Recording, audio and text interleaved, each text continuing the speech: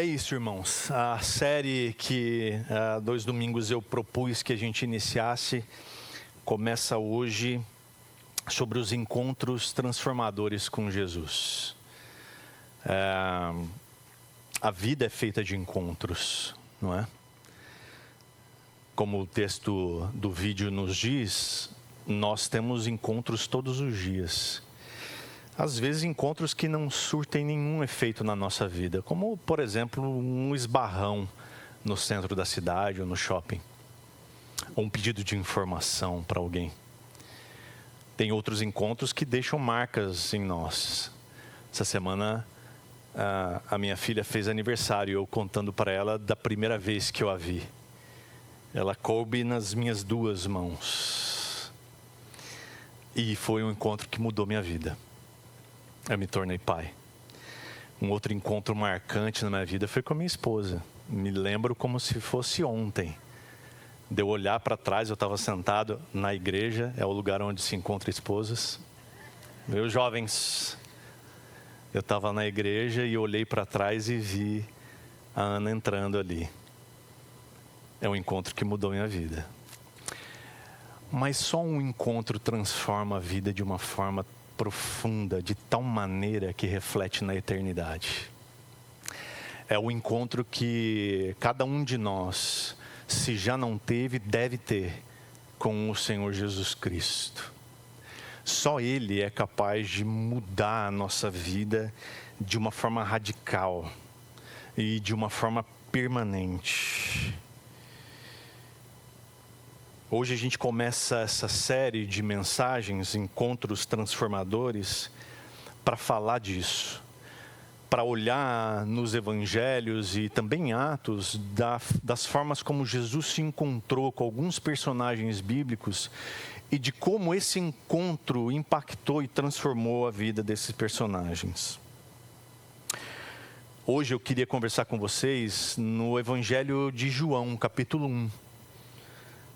O nosso texto de estudo é os versos 35 a 42. Esse texto que inaugura a série começa com uma curiosidade de alguns discípulos que termina numa confissão muito importante. A confissão de que Jesus é o Messias. Aqui a gente vê um arco muito interessante e verdadeiro do discipulado. Ele começa no ver, no ouvir, vai para o seguir, se estabelece no permanecer e resulta no testemunhar.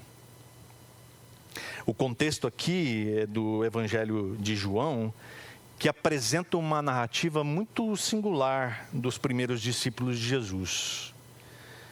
Enquanto os outros evangelhos relatam a vocação dos discípulos como pescadores à beira do mar ali da Galileia, João não se preocupa com o que eles faziam antes de encontrar Jesus.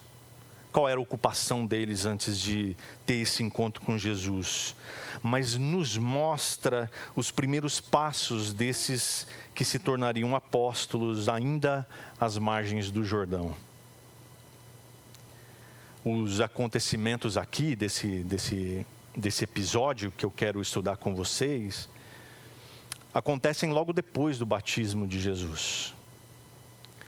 João Batista, aquele que entendia o seu papel de preparar o caminho do Senhor, testemunha publicamente que Jesus é o Cordeiro de Deus que tira o pecado do mundo. Ao ver Jesus, ele aponta e diz: este é o Cordeiro de Deus que tira o pecado do mundo. Lá no verso 29. O que se segue aqui é a narrativa do primeiro encontro, então, transformador de Jesus, registrado no livro de João. É um modelo de como o reconhecimento de Jesus como Messias, portanto, o enviado, o ungido de Deus, produz uma mudança radical na vida daqueles que o seguem. Vamos ao texto então. Eu queria ler todo o texto, depois a gente vai esmiuçá-lo verso a verso aqui para a gente poder compreender um pouco sobre esse primeiro encontro. Então, o Evangelho de João, capítulo 1, versos 35 a 42, diz assim: No dia seguinte, João estava outra vez na companhia de 2 de seus discípulos. E vendo Jesus passar, disse: Eis o Cordeiro de Deus. Os 2 discípulos, ouvindo-o dizer isso, seguiram Jesus. E Jesus, voltando-se e vendo que o seguiam, disse-lhes: O que vocês estão procurando? Eles disseram: Rabi, onde o Senhor mora? Rabi quer dizer mestre. Jesus respondeu: Venham ver. Então eles foram, viram onde Jesus estava morando e ficaram com ele aquele dia. Eram mais ou menos 4 da tarde. André, o irmão de Simão Pedro, era um dos 2 que tinham ouvido o testemunho de João e seguido Jesus. Ele encontrou primeiro o seu próprio irmão Simão, a quem disse: Achamos o Messias. Messias quer dizer Cristo. E o levou a Jesus. Jesus olhou para ele e disse: Você é Simão, filho de João, mas agora será chamado Cefas. Cefas quer dizer Pedro. Vamos orar? Pai, em nome de Jesus, eu te peço, Senhor, que nessa manhã o Senhor fale ao nosso coração mais uma vez, Deus. E que a Tua palavra produza em nós transformação, Senhor. Em nome de Jesus. Precisamos ser tocados e transformados pela Tua palavra. Faz isso conosco nessa manhã. É o que te pedimos em nome de Jesus. Leva embora todo o sono, toda distração, Senhor, para que a gente possa aqui, Deus, ouvir a Tua palavra e a Tua palavra produzir fé em nós. Em nome de Jesus. Amém. Então a primeira coisa que a gente vê aqui é uma revelação. Uma revelação que vai despertar a busca desses discípulos. O texto começa: no dia seguinte, João estava outra vez na companhia de 2 dos seus discípulos. Provavelmente aqui, como eu disse, logo após o batismo de Jesus. Jesus vem, se batiza com João Batista ali. Foi quando João Batista dá a declaração: Eis o Cordeiro de Deus que tira o pecado do mundo. Jesus entra na água, é batizado por João Batista, e no dia seguinte acontece esse episódio de Jesus passar novamente por ali. E João Batista estava na companhia de 2 dos seus discípulos ali. Discípulos, vale a pena a gente relembrar, são aqueles que seguem os passos do seu mestre. Isso é ser discípulo. Então, se você está aqui na qualidade de discípulo de Jesus, significa que você segue os passos de Jesus. Ou seja, você anda segundo os ensinamentos dele. Você obedece às diretrizes, às ordens, às recomendações de Jesus. Então, isso é ser discípulo. Discípulos aqui de João Batista.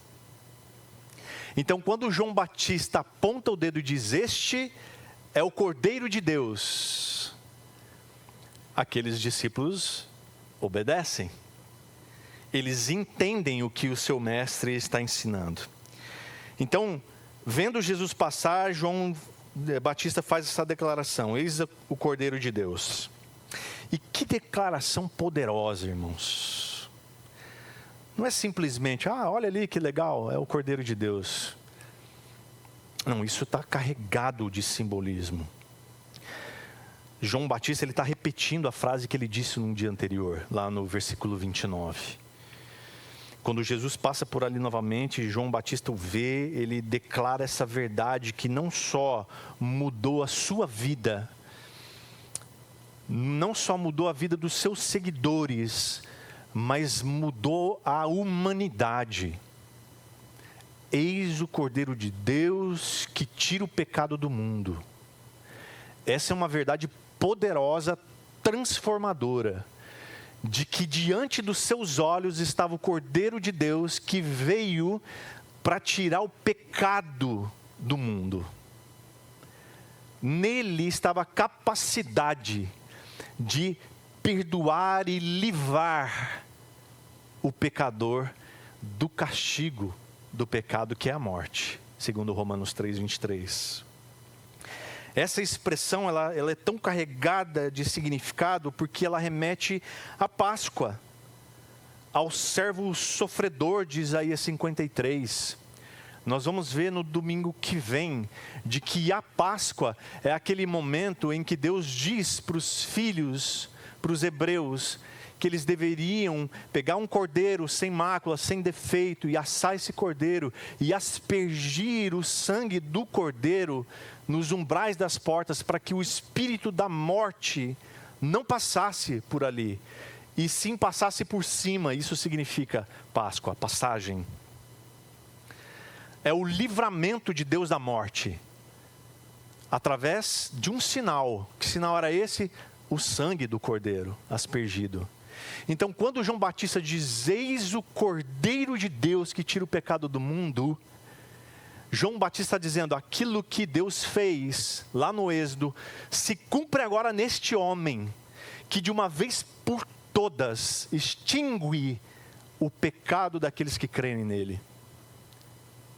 Isso é ou não é poderoso? Grandioso? Essa expressão, ela remete ao sacrifício de substituição do sistema levítico, só que agora de uma vez por todas. Não mais era necessário sacrificar um cordeiro, porque eis ali o Cordeiro de Deus. Não mais era necessário um cordeiro que tira o meu pecado, mas eis o Cordeiro de Deus que tira o pecado do mundo.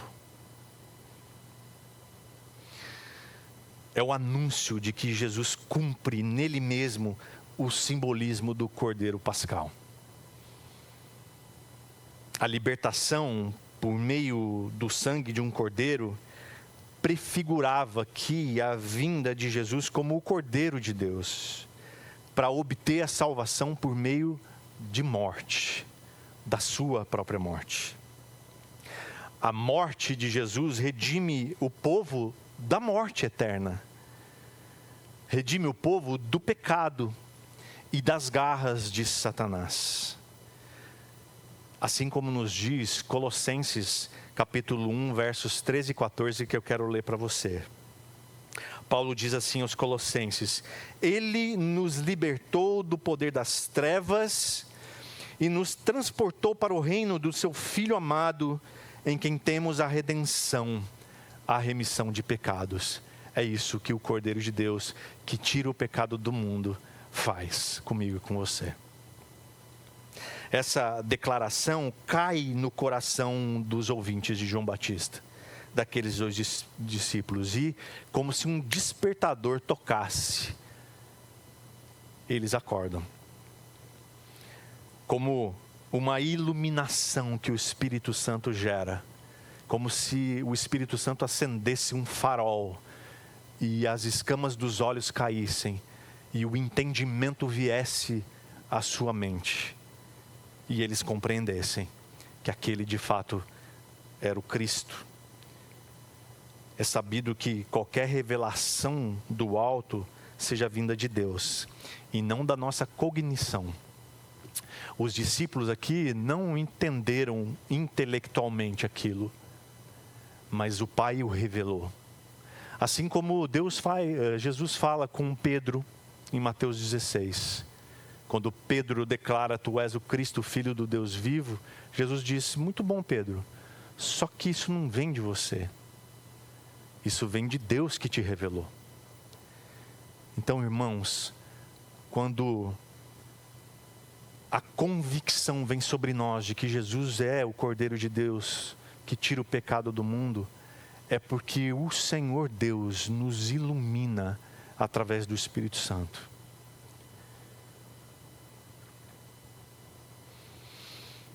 Daí diz aqui que os 2 discípulos, ouvindo dizer isso, seguiram Jesus.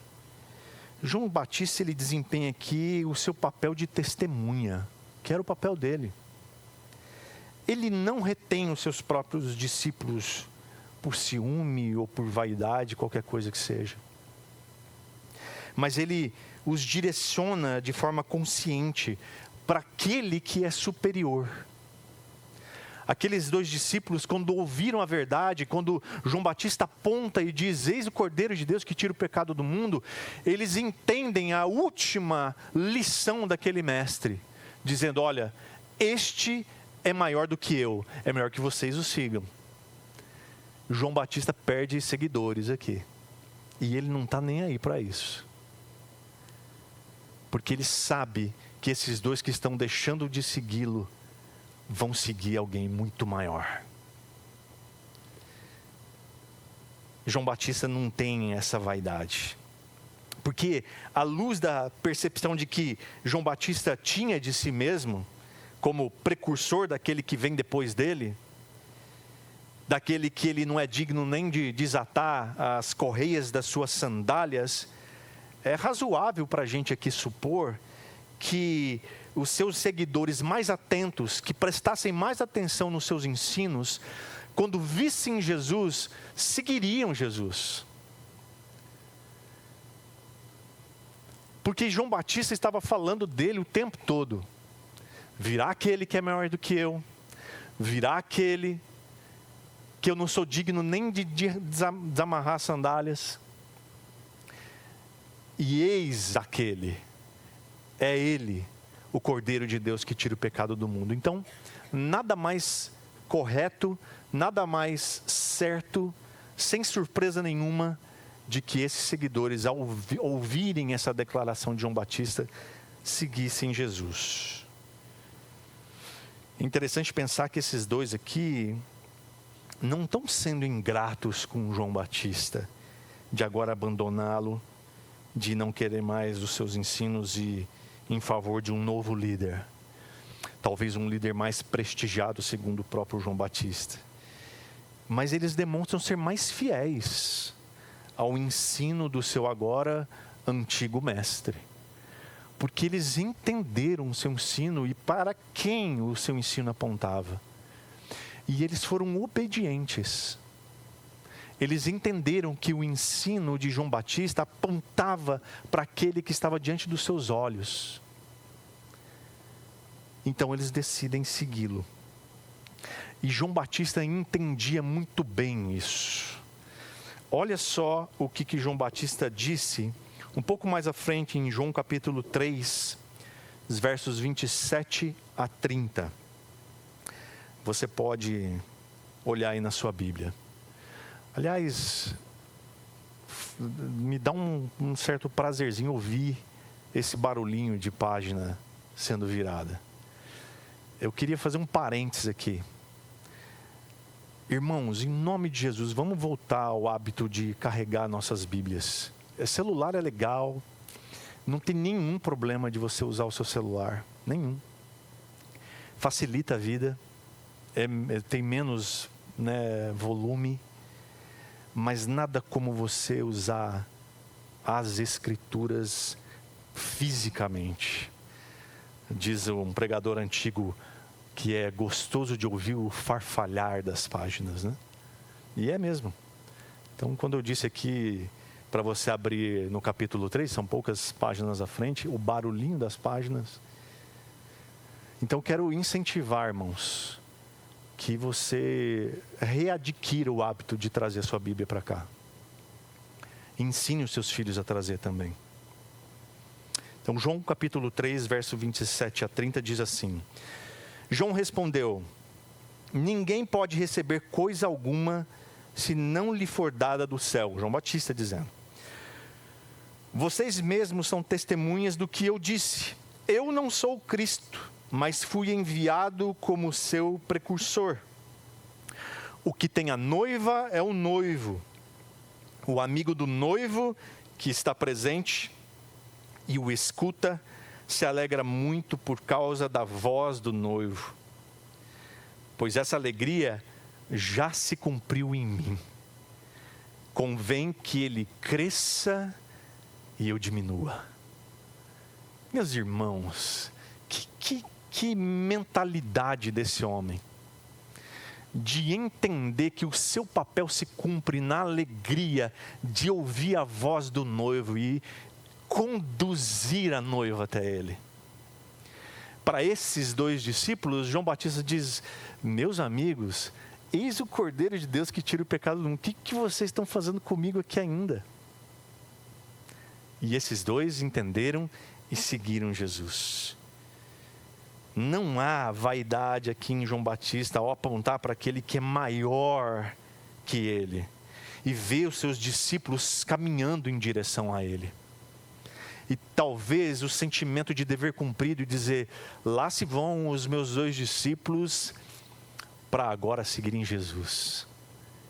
O meu trabalho se findou. Convém agora que ele cresça e eu diminua.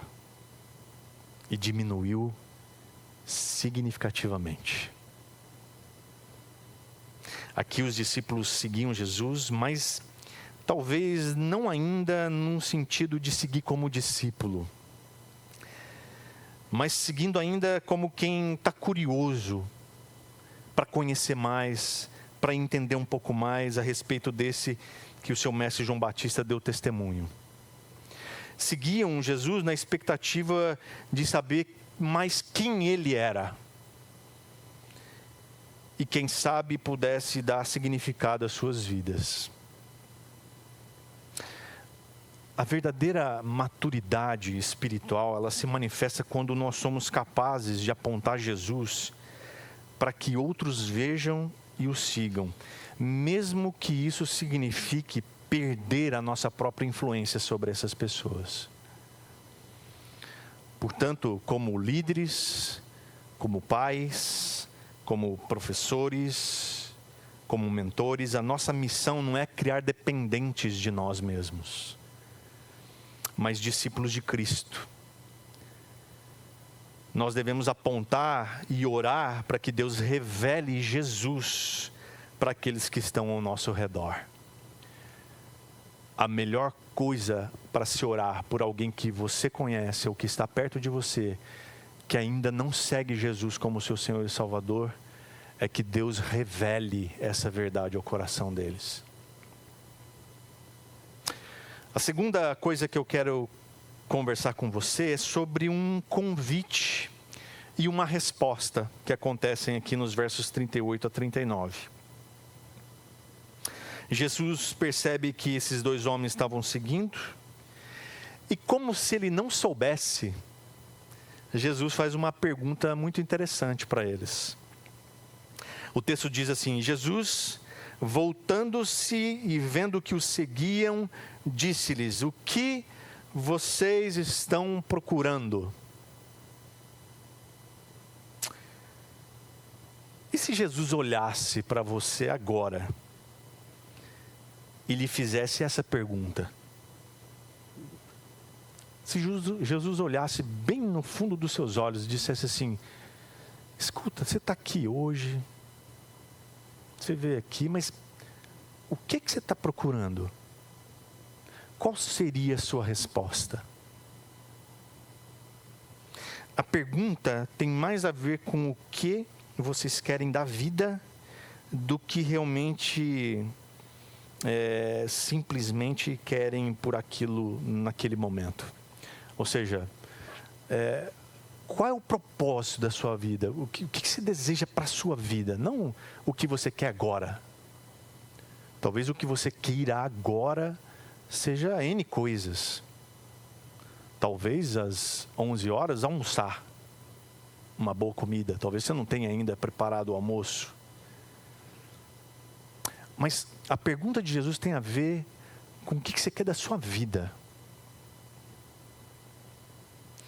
Veja que os discípulos começam a seguir Jesus e a pergunta dele tem a ver com o que e não com quem. Jesus está falando sobre qual o propósito das vidas deles. Jesus quer confrontá-los com as suas motivações. Por exemplo, qual é a motivação do seu coração para te trazer aqui hoje? O que foi gerado no seu coração para que você levantasse hoje e viesse até aqui?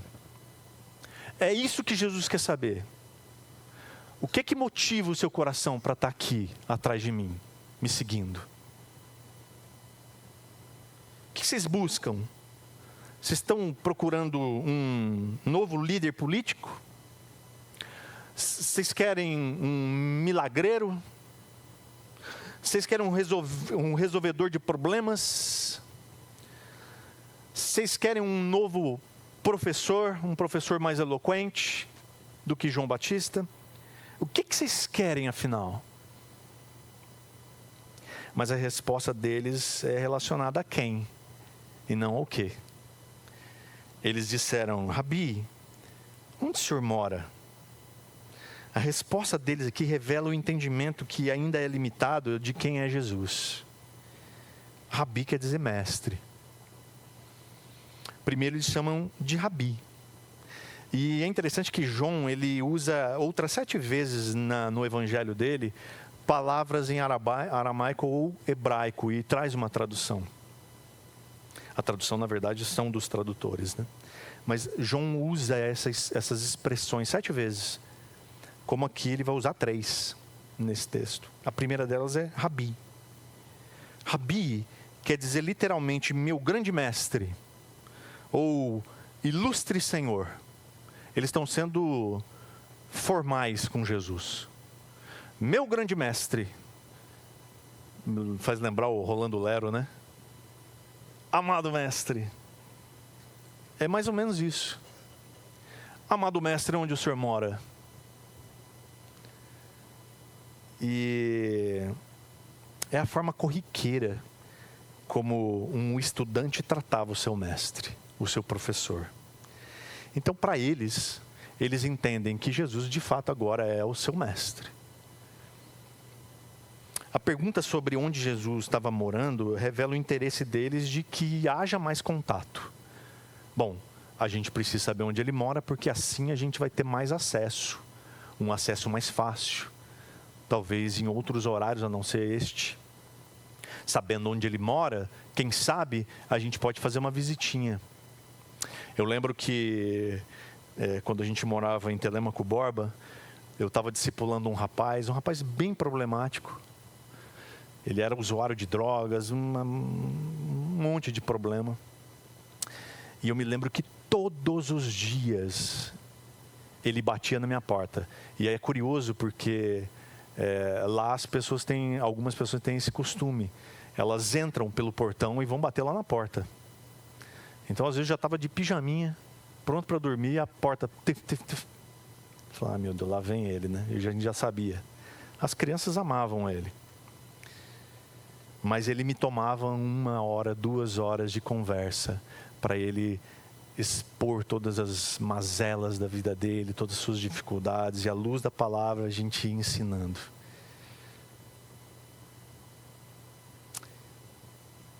Talvez era isso que eles queriam. Acesso, bater a porta de Jesus quando fosse necessário. Eles poderiam responder, talvez, na pergunta de Jesus, que eles queriam um monte de coisa. Mas claramente aqui esses discípulos, eles querem mais do que apenas um encontro rápido no caminho. Eles querem algo mais. Eles querem relacionamento com Jesus. E aí Jesus diz para eles: ok? Venham e vejam. Jesus faz esse convite para que os discípulos possam vir e ver. E o que com certeza encheu o coração deles de uma alegria de saber que agora eles têm acesso, de que agora eles podem ter um tempo com Jesus.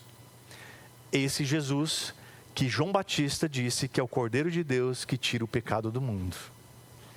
Era o começo de um íntimo relacionamento aqui. Essa expressão de Jesus, ela me faz lembrar de um verso do Salmo 34, no versículo 8, que diz assim: provem e vejam que o Senhor é bom. Bem-aventurado é o que nele se refugia. Esses dois discípulos estão encontrando refúgio em Jesus. Venham ver é um método pedagógico de Jesus. Jesus não oferece aqui explicações teológicas. Jesus não vai abrir com eles um livro dessa grossura de teologia sistemática de Wayne Grudem para estudar com eles sobre um montão de coisas teológicas. Jesus não está preocupado se a teologia deles é mais arminiana ou mais calvinista. A metodologia de Jesus é: vem e veja, ande comigo. Então eles foram, viram onde Jesus estava morando e ficaram com ele naquele dia. Eram mais ou menos 4 horas da tarde. Esses discípulos tiveram o privilégio de passar o dia com Jesus. A resposta mais adequada ao convite para estar com Jesus é deleitar-se nele. É estar com ele e se deleitar nele. Aproveitar o tempo com ele, que é o nosso mestre. Eu acho muito interessante quando jogadores de futebol estrangeiros, principalmente de língua espanhola, falam sobre o jogo. E eles usam uma palavra, uma expressão, quando o repórter pergunta: e aí, como foi o jogo? E o que você espera do próximo jogo? Ele diz: agora é desfrutar da partida. Essa palavra me chama a atenção, porque desfrutar dá a ideia de se deleitar, de aproveitar ao máximo. Então, quando o convite de Jesus é venha e veja, venha comigo, o convite é se deleite, desfrute da minha presença, desfrute do relacionamento comigo. A ideia de que eles ficaram com ele é a mesma ideia de João 15, onde Jesus fala o tempo todo sobre permanecer nele. Permanecer nele, permanecer nele. A ideia de ficar com Jesus é permanecer nele, conectado nele e ele em nós. Então, meus irmãos, Jesus ele não se contenta com seguidores de passagem. Ele convida para permanência. Muitos cristãos mantêm uma relação superficial com Jesus. Uma curiosidade sem compromisso, uma admiração sem adoração. Mas o convite de venham ver é para hoje, é para agora. Venham para a intimidade, venham para o lugar onde Ele mora, ou seja, a sua palavra, sua presença em oração, sua comunhão na igreja. A transformação, meus irmãos, não acontece num passeio rápido no parque com Jesus, mas na permanência, estando com Ele. Por isso eu quero te aconselhar, reserve um tempo hoje para ficar com Jesus, para desfrutar da sua presença. Não apenas passear com Ele, mas estar com Ele. O terceiro ponto e último é um testemunho que traz transformação aos outros. Por fim, nós conhecemos aqui mais de perto quem são esses dois. João vai nos dizer. Diz ali nos versos 40 a 42, André, o irmão de Simão Pedro, era um dos dois que tinham ouvido o testemunho de João Batista e seguido Jesus. Aqui então a identificação de um dos discípulos como sendo André, o irmão de Pedro. O nome do outro discípulo não é divulgado aqui, mas muito provavelmente é o próprio autor do Evangelho, o apóstolo João. Então, muito provavelmente essa dupla era André e João. Aqui ele faz questão de dizer que ouviram o testemunho de João Batista e creram, por isso passaram a seguir Jesus. Então isso é muito importante, irmãos. Quando a gente crê de verdade, a gente age. Eu estava conversando com um jovem, não me lembro com quem eu conversei, sobre isso. E dizendo que se nós cremos que Jesus é capaz de transformar a nossa vida, por que a gente retém isso? Por que a gente guarda para nós esse segredinho? Porque se nós crêssemos de verdade que Jesus é capaz de transformar vidas, a gente deveria sair por aí dizendo isso. A gente deveria sair por aí anunciando essa verdade. João Batista cria que Jesus era o Cordeiro de Deus que tira o pecado do mundo. Aqueles discípulos creram em João Batista, no testemunho dele, e seguiram Jesus.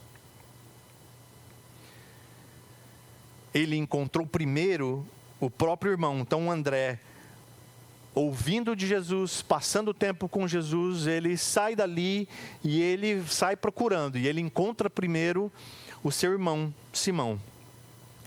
André sabia que ele tinha encontrado algo maravilhoso, algo poderoso, algo transformador. E ele tinha isso em suas mãos. Ele havia encontrado alguém especial. E ele precisava compartilhar isso. Ele vai ao encontro das pessoas que ele amava e ele encontra primeiro Simão, o seu irmão, a quem ele disse: achamos o Messias. Essa é a palavra de André. Ele não precisou elaborar nenhum plano de salvação, ele não precisou elaborar nenhuma estratégia de evangelismo, ele só disse: achamos o Messias. Que era o que era mais importante para ele naquele momento. Achamos o Messias. Aquele que a gente tanto espera, nós achamos. Encontramos. É o Messias, que quer dizer Cristo. Lembra que André chama ele de Rabi, um pouco antes de mestre? Agora é o Messias. André tinha uma mensagem extraordinária. Achamos o Messias. André havia passado tempo suficiente com Jesus para saber que ele é o Cristo prometido. E isso era suficiente para espalhar essa grande notícia. Achamos o Messias prometido. A nossa espera acabou. A solução para os nossos problemas, não para os problemas corriqueiros da nossa vida, mas o problema da nossa eternidade, o problema do nosso coração, da nossa alma, está resolvido, porque a gente encontrou o Messias. É tão interessante de como André, nós também somos encontrados por Jesus, mas ele é tão gracioso que permite que a gente acredite que a gente achou. Não é? André, ele sai dizendo: achamos, mas quem foi achado foi ele. Porque lembra que Jesus desce do céu para nos encontrar. É ele quem acha a mim e a você. É ele quem encontra a mim e a você. E ele é tão gracioso que ele permite que a gente acredite que a gente o encontrou. Messias é um termo que reúne várias vertentes aqui de expectativas do Antigo Testamento, sobre a vinda do ungido de Deus, que iria conduzir o povo, que iria ensinar o povo, que iria salvar o povo de Deus. Especialmente sendo ele o grande rei, o grande salvador da linhagem de Davi, que o Antigo Testamento vinha falando. Essa declaração de André, achamos o Messias, é a primeira declaração cristológica de um discípulo no Evangelho de João. É quando um dos discípulos declara: ele é o Cristo, ele é o Messias. André tem certeza que ele achou o Cristo. E aí ele traz essa declaração para Pedro, e aí ele faz uma coisa muito interessante. Ele leva Pedro a Jesus. E o levou a Jesus. É isso que todo aquele que encontra Jesus ou é encontrado por Ele deveria fazer. Porque aquilo que é bom para mim também vai ser bom para o outro, especialmente se isso é Cristo. A gente não sai falando por aí as receitas de bolo que a gente come um bolo maravilhoso, aí a gente fala, comi um bolo maravilhoso, aí dá a receita do bolo. Ou então, assistir uma série fantástica, você precisa assistir. E aí você fala e dá a sinopse e spoiler da série e você conta a série toda. Ou um filme. Está passando um filme super legal no cinema, eu assisti, você deveria assistir. A gente faz isso o tempo todo. Uma receitinha de chá, aquele chá que resolve problema. Chá de canela seca, como é que é o negócio? Não é, né, canela seca? Mas e quando é Cristo, irmãos? E quando é uma verdade que transforma a nossa vida de uma forma radical e eternamente? Nós não deveríamos também compartilhar? André fez isso. André leva Pedro ao encontro de Jesus. Jesus olha para ele e disse: você é Simão, filho de João, mas agora será chamado Cefas. A reação de Jesus é muito interessante aqui com Pedro. Ele olha para Simão como quem faz um exame de ressonância magnética no coração de Pedro. Jesus olha profundamente em Pedro.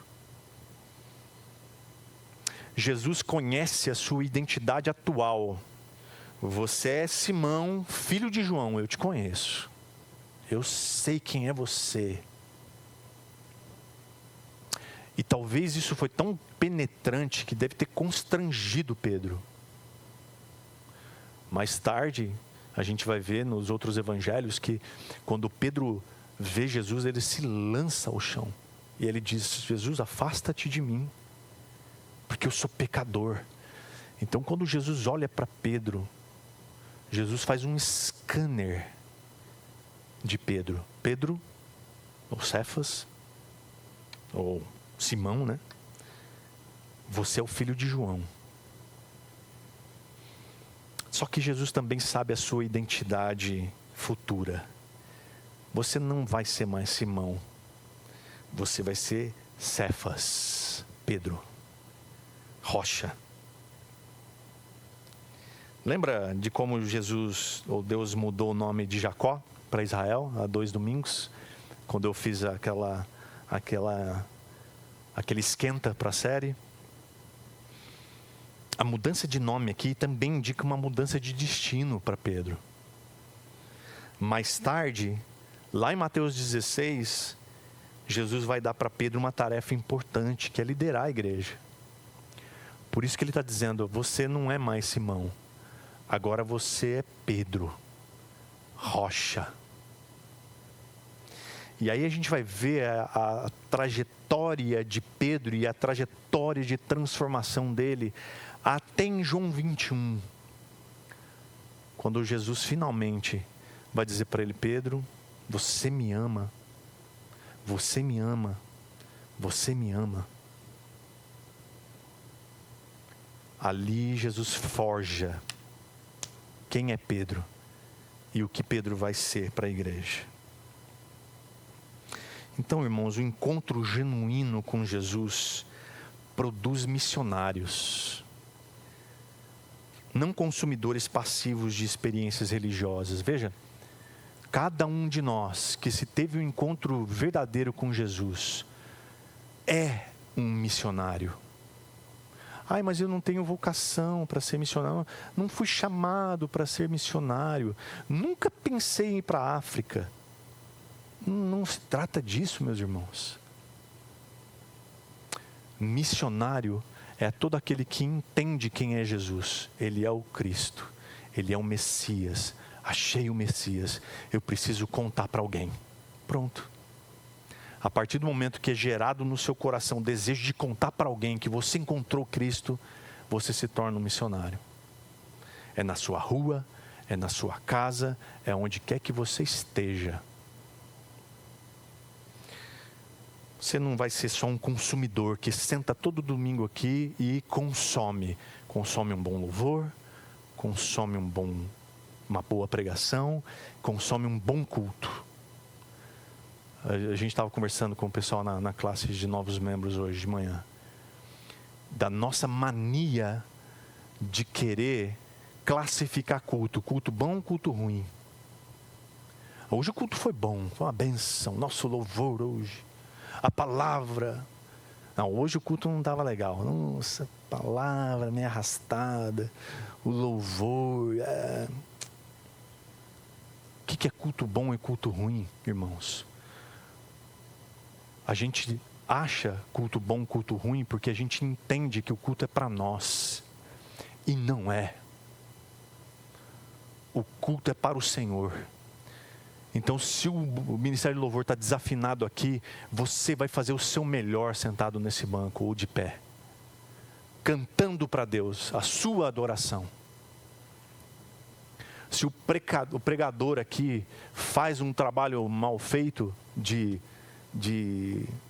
proclamação, ou seja, o que for, a Escritura foi lida. E se a Escritura foi lida, você cultua a Deus, diz: Deus, fala comigo através desse texto. Não só consumir, mas viver o culto, experimentar, fazer parte dele. Não assistir o culto, mas cultuar a Deus. Culto é serviço. É prestar serviço a Deus. Agora, tem perguntas que são inevitáveis que eu quero deixar para você.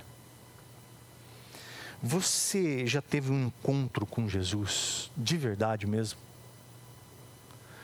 Daquele encontro que você fala: encontrei o Messias. Já teve? Se você já teve um encontro com Jesus, quem você está levando até Ele? Porque se você encontrou com Jesus de verdade, foi tão grande, mas tão poderoso, que você não aguenta e você precisa contar para alguém. Eu encontrei Jesus e eu acho que seria muito bom se você encontrasse também. André, ele não tinha título, ele não tinha uma posição, ele não tinha um treinamento formal. Ele não foi capacitado nas escolas de missões, nem um curso teológico, nem participou da escola bíblica ministerial. Mas ele tinha um testemunho pessoal: eu achei o Messias. O evangelismo mais eficaz não é com um argumento persuasivo para tentar convencer ninguém, mas é relacional, é experiencial. Eu tive uma experiência, eu encontrei o Messias, eu estava com Ele, eu andei com Ele, eu falei com Ele. Comece com a sua casa, seus familiares, seus amigos, seus colegas. E note que Jesus vê em cada pessoa não apenas quem ela é, mas quem ela pode se tornar nele. Quem Jesus pode transformar. Olhe para os Simãos da vida, para os Andrés, para os Joões. Eles estão ao seu redor, mas olhe com fé para eles, porque Deus pode transformar todos. Deus tem essa capacidade em Cristo de transformar todos. Então, para a gente terminar,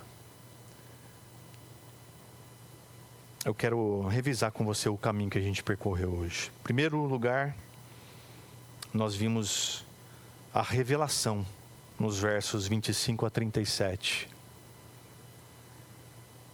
onde alguém que conhece Jesus aponta para ele e se declara: Ele é o Cordeiro de Deus que tira o pecado do mundo. A fé começa com ouvir. É o testemunho fiel. E vai até crer. Em segundo lugar, nós vemos nos versos 38 a 39, que a gente viu aqui que Jesus nos convida para além da curiosidade, para a comunhão, para estar com Ele.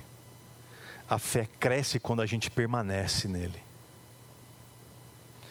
Em terceiro lugar, nós vimos nos versos 40 a 42, que quem encontra Jesus inevitavelmente deseja que outros também o encontrem.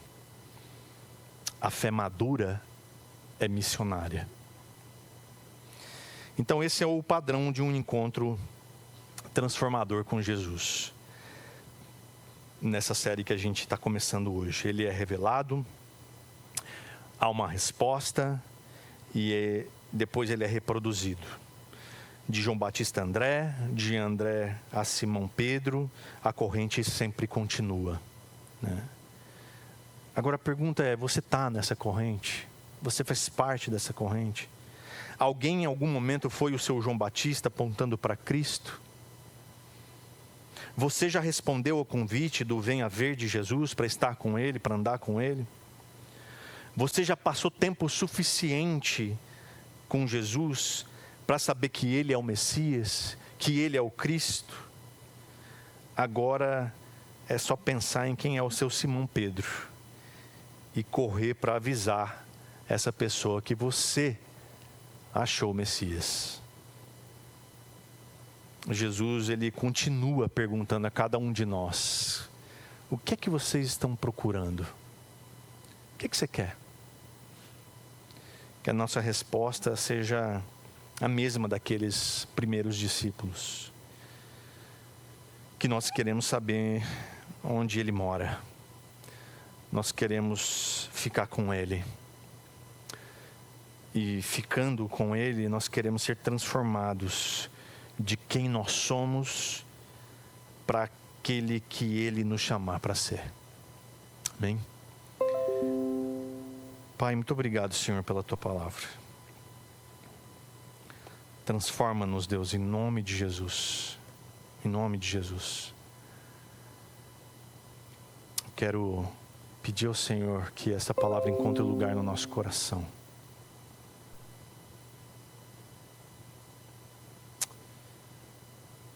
E que ela nos transforme todos os dias. Em nome de Jesus. Amém.